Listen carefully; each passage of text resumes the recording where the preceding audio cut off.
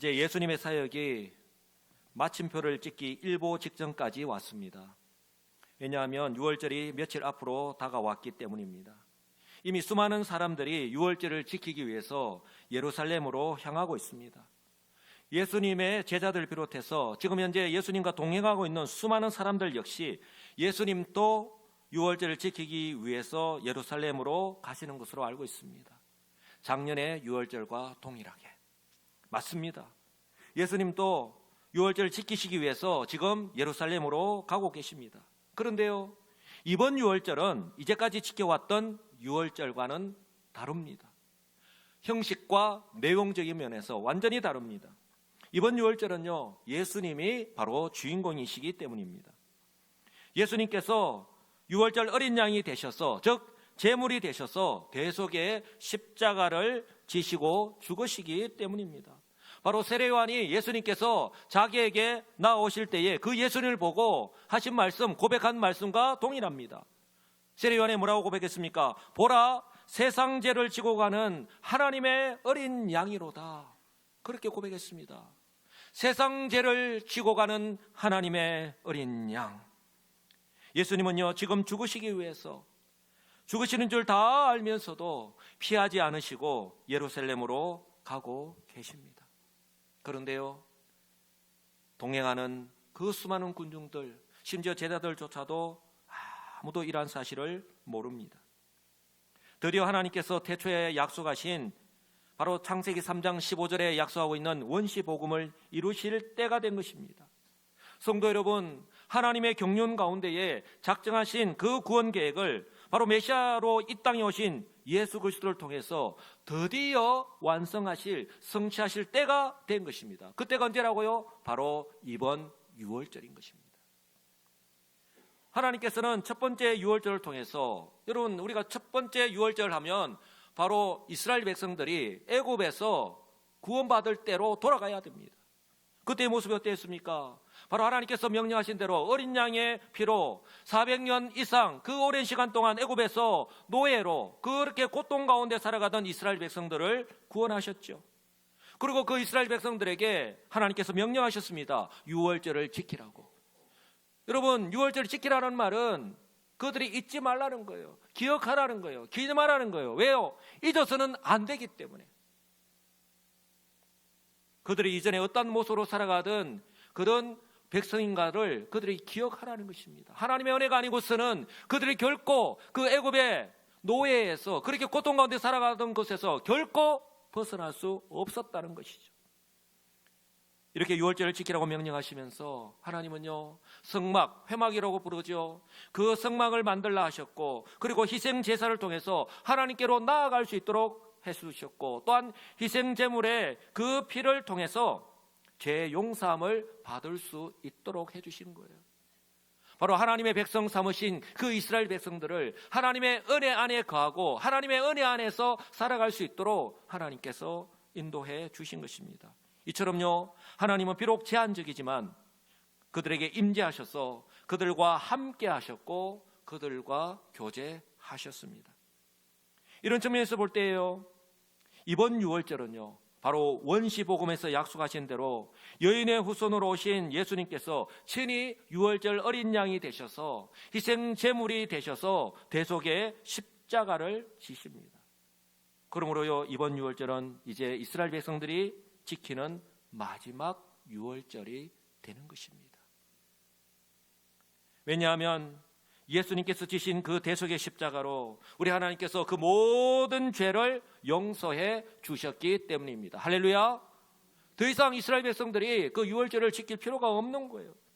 인간은 스스로 그 어떤 행위로나 그 어떤 노력으로도, 우리가 주일학교 때 이런 노래 많이 불렀죠. 이런 찬양 많이 불렀습니다. 돈으로도 못 가요, 지식으로 못 가요, 맘 예뻐도 못 가요, 얼굴로도 못 가요.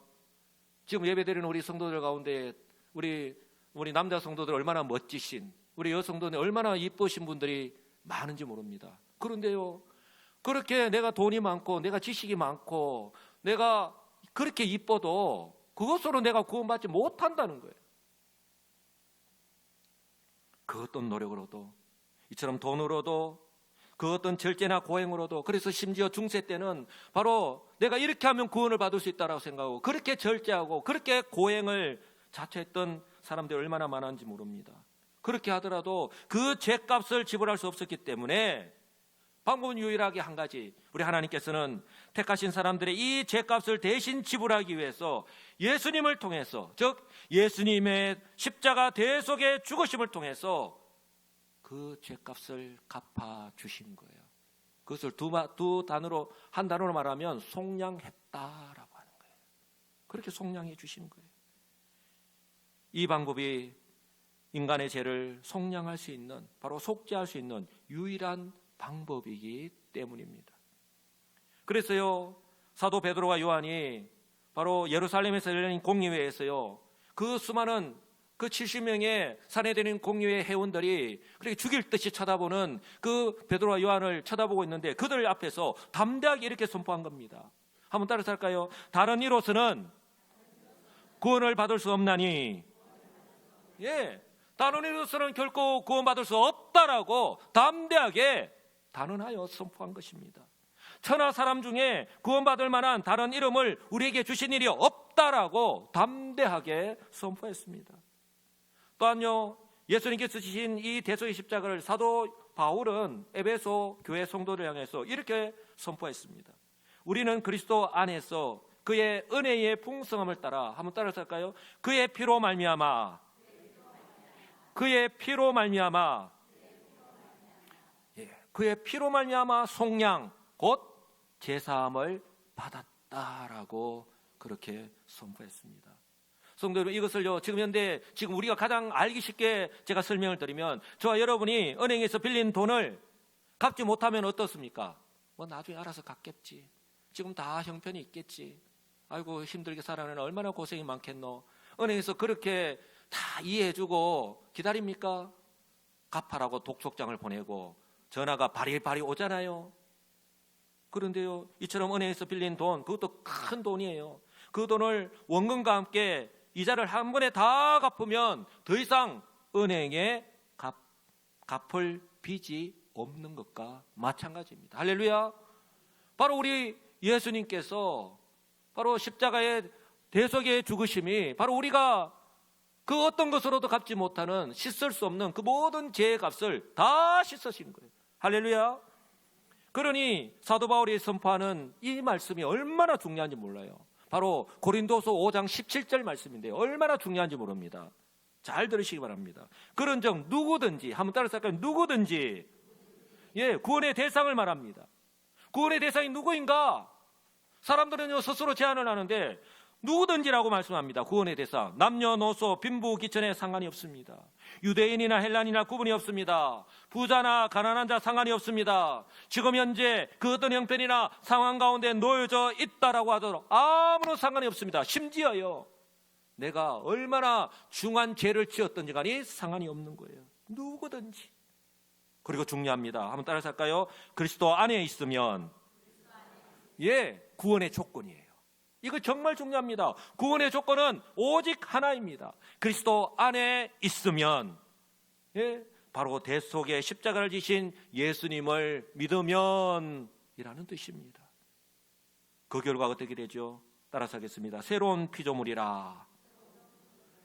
새로운 피조물이 되었다고 말씀합니다. 구원의 결과입니다. 우리가 구원받았다라고 했을 때에 바로 새로운 피조물이에요. 바로 죄에서 벗어난 새로운 존재가 되었다라는 거예요. 우리의 모습은 하나도 변화된 것이 없습니다. 그러나 우리가 예수 그리스도를 믿는 순간 우리 하나님께서 우리의 모든 죄를 용서해 주셨기 때문에 우리의 영혼이 다시 거듭났다라고 하는 거예요.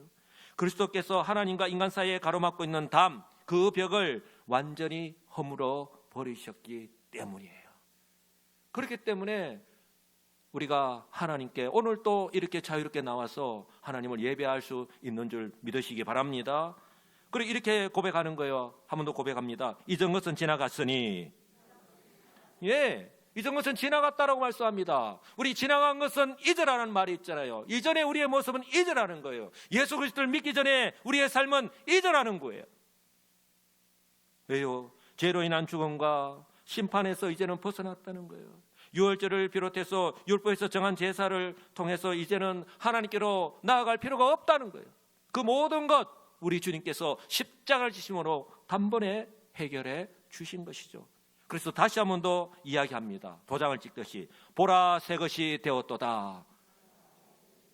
보라 새 것이 되었도다. 예, 사랑하는 성도 여러분, 예수 그리스도를 믿습니까? 예, 그렇다면요, 저와 여러분들은 새로운 피조물이에요. 저와 여러분들은 새 것이 되었습니다. 믿으시기 바랍니다. 바로 새 것이 되었다. 새로운 피조물이다. 바로 우리가 그리스도 안에서 구원받았고 또한 동시에 우리가 영생을 소유한 사람이 되었다라고 하는 것을 의미하는 거예요. 이 모든 것이 죄의 문제가 해결되었기 때문에 더 이상 유월절을 비롯해서 제사를 지내지 않아도 되고요, 이제는 성령께서 함께 하시고 그러니 하나님께로 나아가서 하나님을 예배하는 그런 은혜와 복을 받은 거예요. 그것이 교회입니다. 그러니 오늘도 우리가 교회로 모여서 바로 그 하나님을 예배하는 줄 믿으시기 바랍니다.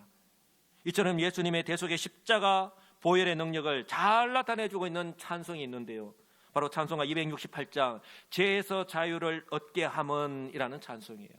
그 가사를 보면요 이렇습니다. 죄에서 자유를 얻게 하면 보혈의 능력 주의 보혈. 할렐루야.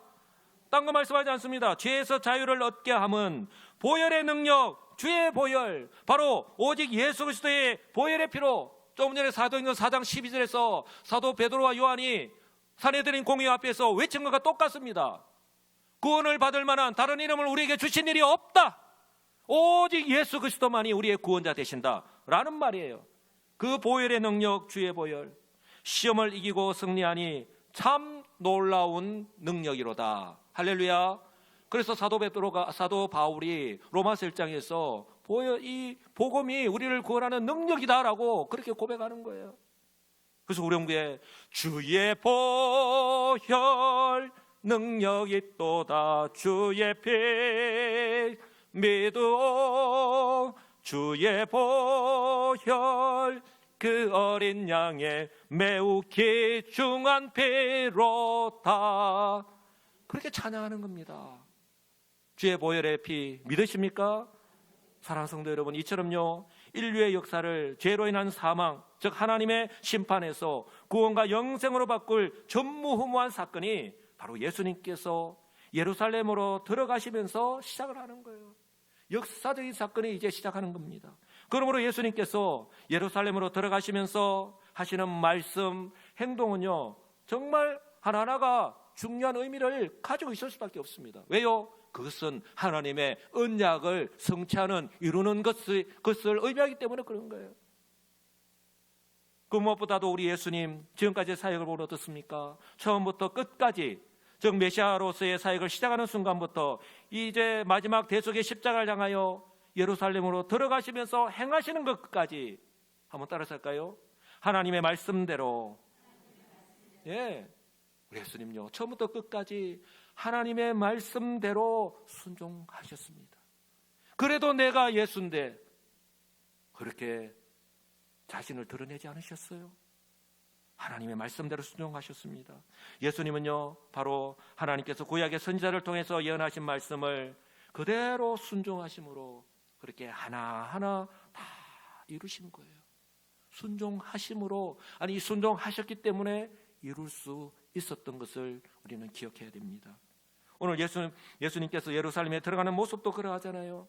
예수님께서 예루살렘에서 불과 2km 정도 떨어진 벳바게와 베다니에 도착했습니다. 우리 교회에서 2km 정도 떨어진 데가 쉽게 설명하면 저 진남관 쪽이에요. 여러분 우리 여기서 행사를 많이 하잖아요. 그럼 행사를 하고 막 북치고 장구치고 사람들 소리치면 2km 떨어진 우리 이 교회, 우리 아파트까지 소리가 다 들립니다. 그러면 2km 정도 떨어졌을 때에부터 사람들이 소리 지르고 하는 것이 벌써 다 예루살렘 성 안에까지 다 들릴 수밖에 없는 거예요. 거기서부터 2km 떨어진 예루살렘 성에서도 소리 지르는 것이 다 들리는 거예요. 자, 바로 벳바게와 베다니에 그렇게 도착하셨을 때에 두 명의 제자들에게, 몇 명이요?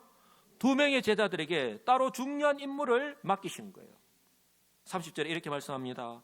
이르시되 너희는 맞은편 마을로 가라.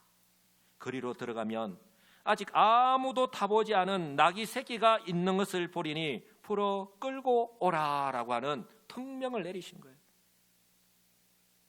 왜 예수님께서 이 말씀을 두 명의 제자들에게 하셨을까? 그냥 예루살렘에 들어가시면 되는데 왜 두 명의 제자들에게 이 명령을 내리셨을까? 바로 이 말씀은요, 남유다가 망하고 바벨론의 이스라엘 백성들이 바벨론의 포로로 잡혀가서 생활하고 있을 때에 바로 하나님께서 이 구약의 스가랴 선지자를 통해서 예언하신 그 말씀을요 이루시기 위해서입니다. 바로 우리 예수님이 바로 스가랴 선지자가 예언하고 있는 메시아가 예루살렘에 들어오실 때에 어떤 모습으로 들어오실 것이다 라고 예언하였는데 그 말씀을 온전히 성취하기 위해서 이 말씀을 명령한 거예요. 바로 두 가지를 예언했습니다. 스가랴 선지자가 하나는 그들을 구원하실 왕이 오신다 라고 하는 거예요. 그리고 다른 하나는 그 왕이 낙이 새끼를 타고 예루살렘으로 입성한다라는 거예요. 바로 스가랴 9장 9절의 말씀 그대로입니다. 시온에 따라 크게 기뻐할지어다, 예루살렘에 따라 즐거이 부를지어다 라고 말씀합니다. 우리 하나님은요 강조하실 때 반드시 그렇게 하신다라고 했을 때에 두 번 연달아 말씀합니다. 그리고 또 다른 표현을 사용합니다. 오늘 시온의 딸, 예루살렘의 딸, 바로 모든 이스라엘 백성들을 의미합니다. 이것은요 구약 이스라엘 백성들뿐만 아니라 바로 오늘 그리스도 안에서 구원받은 지금 예배를 드리고 있는 모든 성도들 또한 포함하고 있는 거예요. 바로 언약의 백성들을 말씀하고 있는 거예요. 그래서 뭐라고 말씀합니까? 보라, 내 왕이 내게 임하시나니 그는 공의로우시며 구원을 베푸시며 겸손하여서 나귀를 타시나니 나귀의 작은 곧 나귀 새끼다라고 말씀합니다. 오늘 이스라엘 백성들이 동일하게 이 예수님을 맞이하고 선포하는데 바로 이 스가랴 선지자가 하는 이 말씀과 그들이 지금 이제 맞이하고 있는 그 모습들 어떻게 다른가라고 하는 것을 우리는 기억해야 됩니다. 예수님께서 명령하신 대로 이 두 명의 제자들이요 그대로 순종하였습니다. 토 달지 않았습니다. 요즘 MZ세대를 우리가 무슨 말을 하면 하나하나 토를 달잖아요. 맞으면 마을로 가서 나귀 새끼가 매어져 있을 건데 그것을 끌고 오라면 예 아버지, 예 어머니 그대로 할게요. 그대로 순종해야죠. 달려가서 그대로 하겠습니까? 내가 왜 가야 돼요? 왜 남은 것을 끌고 오라 그래요? 온갖 질문을 다 하고 그렇게 회피하지 않겠습니까? 그런데요 두 명의 제자들은요 그들의 생각을 내려놓고 예수님께서 말씀하실 때 그대로 순종했습니다. 그리고 나타나는 모습을 한번 보시면 마치 미리 준비하고 기다리고 있었던 것처럼 순적하게 이루어지는 것을 바라보게 됩니다. 두 명의 제자가 맞은편 마을로 갔을 때에 바로 예수님께서 말씀하신 대로 그 나귀 새끼를 만난 거예요. 그리고 그 나귀 새끼를 풀 때 바로 예수님께서 말씀하신 대로 주인이 어찌하여 나귀 새끼를 푸느냐라고 제자들에게 이야기하였습니다. 그럴 때 제자들이 예수님께서 말씀하신 대로 주께서 서시겠다라고 그렇게 대답하였죠. 그 말을 듣자 주인이 아무런 말도 하지 않고 예수님께서 말씀하신 대로 즉시 보내신 거예요. 말씀하신 대로 허락했습니다.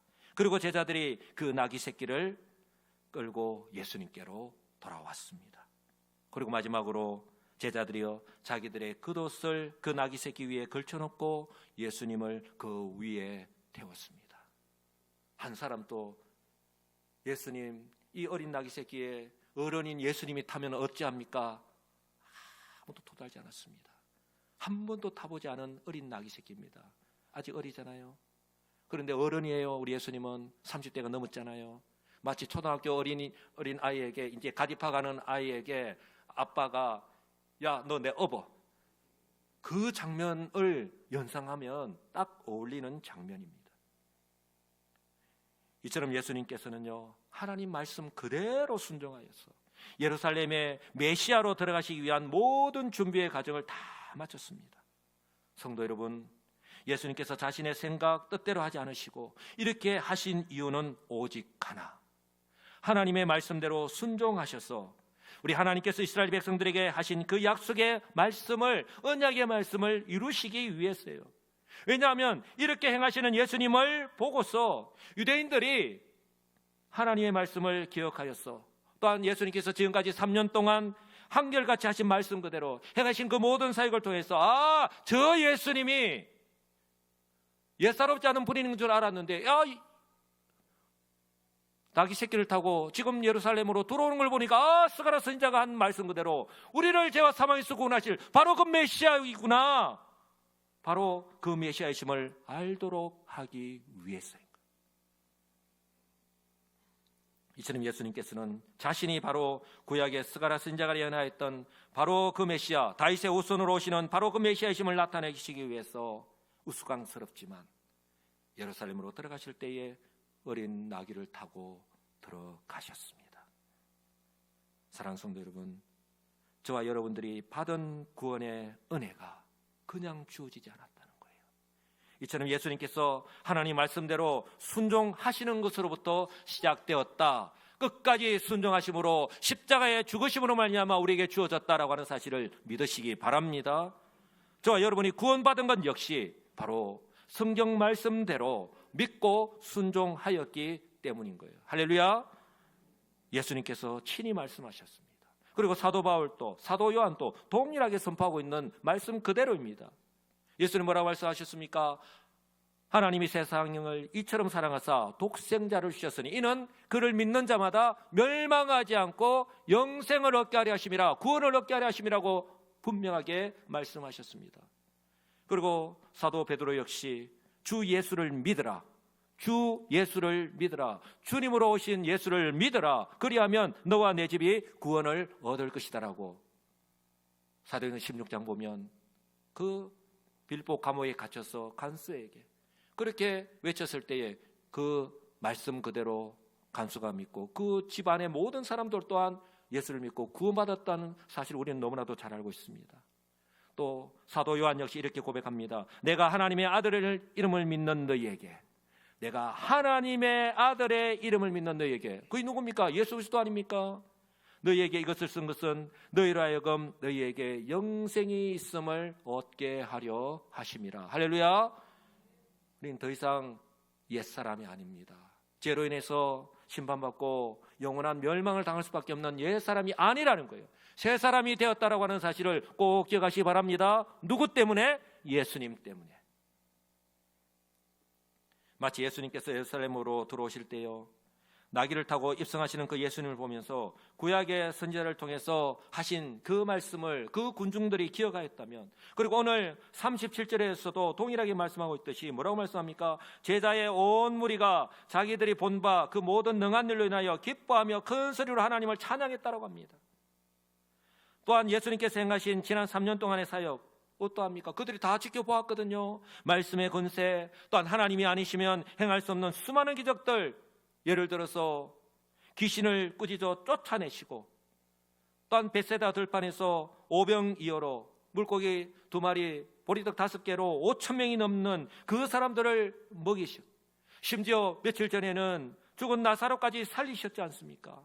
이것들을 다시 한 번 더 생각하고 깨닫게 되었다면 바로 예수님이 하나님께서 약속하신 그 메시아라는 사실을 깨닫고 늦었지만 예수님을 믿고 따랐을 것입니다. 그런데 지금 이스라엘 백성들의 모습은 어떠하지요? 지금 이제 이스라엘 백성들은요, 안타깝게도 우리 하나님께서 하신 말씀을 제대로 알지도 못하고 깨닫지도 못한 상태에 있습니다. 그들의 관심이 주님께 있는 것이 아니라, 주님의 말씀에 있는 것이 아니라, 주님께서 행하신 그 모든 것에 있는 것이 아니라 바로 내 앞에 놓여진 현실의 환경 가운데 있기 때문에 그런 거예요. 그런가 하면요, 그들에게 하나님 말씀을 연구하여서 바로 가르쳐야 되는 책임과 의무가 있는 서기관과 바리새인들의 이 직무유기도 잘못된 지도자가 잘못된 것을 가르칠 때에 그 큰 역할을 할 수 있다고 하는 거예요. 오늘 제자들이, 그리고 이 따르는 무리들이 우리 예수님을 찬양할 때에 호산나 다윗의 자손으로 오시는 우리의 왕이여, 우리의 주님이시여라고 외칠 때에 그 유대인들을 향해서, 그 제자들을 향해서 그 중에 바리새인이 뭐라고 합니까? 선생이여, 당신의 제자들 책망하라고까지 39절에서 그렇게 외치고 있잖아요. 이 군중들은 그들의 믿음이 잘못되었지만 그럼에도 불구하고 다윗의 자손이여라고, 주님이시여 우리의 왕이여라고 외치고 있는데 이 바리새인은 선생이라고 그렇게 부르고 있습니다. 이처럼 영적인 무지와 함께 그들이 오늘 처음 보는 게 아닙니다. 그들이 지금까지 직접 보고 듣고 경험했음에도 불구하고 그들의 영적인 무지와 함께 그들 앞에 놓인 그 환경의 영향으로 하나님 말씀을 자의적으로 내 환경에 맞게 나에게 유리하게 그렇게 합리적으로 해석을 하고 있기 때문에 그런 거예요. 그들은 지금까지 3년 동안 지켜본 예수님이라면 그들의 능력으로 결코 해결할 수 없는 현실의 가장 큰 문제인 바로 로마 제국으로부터 그들을 해결해 줄 수 있는 그런 기대와 확신으로 그런 왕으로 지금 예수님을 다윗의 후손으로 오시는 그들의 왕으로 환영하고 맞이하고 있는 거예요. 그러니 이처럼으로 예수님께서 예루살렘으로 들어가실 때에 마치 전쟁에서 승리하고 돌아오는 그런 왕과 개선장군을 맞이하듯이 길가에 겉옷을 펴고 종려나무 가지를 흔들면서 그렇게 환영하였던 이스라엘 백성들이 어떻습니까? 그들의 뜻대로 되지 않자, 그들의 기대가 대로 움직이지 않자 불과 며칠 만에 폭도로 변해서 예수님을요 십자가에 못 박으라고, 예수님을 십자가에 못 박으라고 그렇게 돌변했지 않습니까? 그렇다면 성경과 이미 우리에게 주신 이 하나님 말씀, 성경과 그리고 성령을 통해서 우리는 예수는 그리스도이심을 믿고 구원받은 성도로 살아가고 있는 오늘 이 종려 주일 예배를 절기로 드리고 있는 저와 여러분들의 바람직한 모습은 어때야 할까요? 한번 따라서 할까요? 예수님처럼 예수님처럼 사람을 보지 않고 사람들의 말에 휘둘리지 않고 환경에 휩쓸리지 않고 오직 하나님의 말씀대로 끝까지 순종하면서 살아가야 합니다. 할렐루야. 예수님처럼요 끝까지 오직 하나님 말씀대로 순종하면서 살아가는 것. 한번 따라서 할까요? 제자들처럼. 그리고 오늘 제자들처럼 우리 예수님의 말씀이 내가 이해가 되지 않는다라고 할지라도 내가 하고 싶은 말이 많이 있어요. 내 생각과 달라요. 내가 생각하고 있는 방법과 달라요. 그럼에도 불구하고 우리 주님께서 말씀하셨기 때문에 다 내려놓고 그대로 순종하면서 살아가야 합니다. 할렐루야. 그리고요 올해 우리가 각 지구별로 우리가 전도하는 일에 힘쓰고 있는데요, 전도하는 게 마음대로 됩니까? 안 돼요. 전도할 때 어떻게 해야 될까요? 사도 바울이요 전도할 때에 사도 바울처럼 오직 복음만을 전해야 합니다. 할렐루야. 한번 따라서 할까요? 오직 복음만을. 오직 복음만을 전해야 되는 거예요. 그때 성령께서 역사하십니다. 2000년이 지난 지금 또 동일하게 성령의 역사하심이, 성령의 능력이 나타날 줄 믿습니다. 사도 바울이요 이렇게 분명하게 고백합니다. 그 위대한 사도 바울이 내 말과 내 전도함이 설득력이 있는 지혜의 말로 하지 아니하고 다만 성령의 나타나심과 능력으로 하여 너희 믿음이 사람의 지혜에 있지 아니하고 다만 하나님의 능력에 있게 하려 함이다라고 그렇게 고백하고 있습니다. 성도 여러분, 우리가 아무리 말 잘한다고 우리 사람들이 약속을 복음을 전했을 때 약속했을 때 그분들의 마음은 열립니까? 아니에요. 우리가 복음을 전할 때에 그들의 마음은 열고 역사하시는 분은 성령인 줄 믿습니다. 우리는 복음만을 제대로 증거하면 되는 거예요. 이와는 반대로 우리 대조적으로 신천지와 같은 이단 어떻습니까? 그들은요 복음을 전하는 게 아닙니다. 논쟁이나 설득을 통해서 사람들을 미혹하고 있습니다. 지금까지의 모습이 그렇잖아요. 그런데 요즘은요 이 신천지가 방법을 바꿨습니다. 요즘 자녀들에게 관심을 가지고 교육에 관심을 가지고 있으니까 유대인들의 자녀들 교육 방식이 하브루타입니다. 자유롭게 토론하고 이렇게 의논하면서 이렇게 말씀을 나누는 거예요. 그것에서 이제 답을 찾아가는데 이 신천지가 이제는 이 하브루타라고 하는 방법을 이제는 그들의 포교 방법을 사용해서 야 당신에 있는 문제 지금 어려움 있는 거 다 아는데 이 하브루타 방법, 이 하브루타의 전문가가 계십니다. 그분을 만나서 이 하브루타 방법을 통해서 하면 그 모든 문제가 해결된다고 한번 가보자고. 그렇게 지금 대학가는 물론이고 지금 심지어 사람들에게까지 우리 가까이까지 지금 다가와서 그렇게 그들이 유혹을 하고 있는 거예요.